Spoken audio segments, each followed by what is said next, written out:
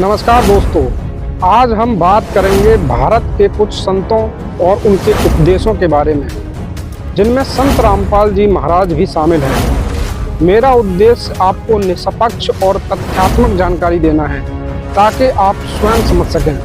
दोस्तों, भारत एक ऐसी भूमि है जहां समय समय पर कई महान संत हुए हैं। इन संतों ने लोगों को सही राह दिखाई, समाज में फैली कुरीतियों को दूर किया और मानवता का संदेश दिया है। आज हम कुछ ऐसे संतों के उपदेशों के बारे में चर्चा करेंगे जिनमें संत रामपाल जी महाराज के विचार भी शामिल हैं। संत रामपाल जी महाराज कबीर पंथ से जुड़े एक संत हैं और सतलोक आश्रम के संस्थापक हैं। उनके उपदेश मुख्य रूप से पवित्र धर्म ग्रंथों पर आधारित हैं, जैसे कि वेद, गीता, कुरान, बाइबल और गुरु ग्रंथ साहिब।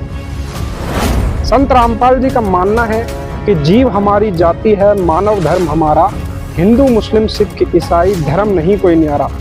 संत रामपाल जी महाराज दहेज प्रथा, मृत्यु भोज, भ्रूण हत्या, छुआछूत, रिश्वतखोरी और भ्रष्टाचार जैसी सामाजिक बुराइयों को जड़ से खत्म करने का संदेश देते हैं। उनके अनुयायी नशे से दूर रहते हैं और दहेज का आदान प्रदान नहीं करते। संत रामपाल जी महाराज नशा मुक्त भारत बनाने पर जोर देते हैं और उनके उपदेशों से प्रेरित होकर लाखों लोगों ने नशे का त्याग किया है। संत रामपाल जी महाराज समाज में फैले पाखंडवाद और आडंबरों का विरोध करते हैं और शास्त्र अनुकूल भक्ति पर जोर देते हैं। उनका लक्ष्य सभी जाति धर्म के भेदों को मिटाकर एक मानव धर्म की स्थापना करना है, जहां सभी लोग समान हो और भाईचारे से रहें। संत रामपाल जी महाराज शास्त्रों के अनुसार सच्ची भक्ति करके मोक्ष प्राप्त करने का मार्ग बताते हैं। भारत में अनेक संत हुए हैं जिनके उपदेश आज भी प्रासंगिक हैं। कबीर साहब जी ने जातिवाद और धार्मिक आडंबरों का खुलकर विरोध किया। उन्होंने एक ईश्वर की अवधारणा पर बल दिया और कहा कि ईश्वर एक है जो हर जगह मौजूद है। कबीर साहब जी के दोहे आज भी समाज को सही राह दिखाते हैं। पोथी पढ़ी पढ़ी जग मुआ, पंडित भयानक होए, ढाई आखर प्रेम के, पढ़े सो पंडित होए।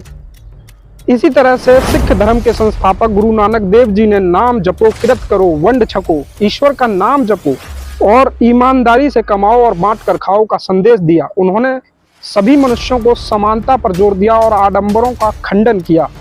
दोस्तों, भारत की संत परंपरा बहुत समृद्ध है। इन सभी संतों ने अपने अपने तरीके से समाज में ज्ञान, प्रेम और भाईचारे का संदेश फैलाया।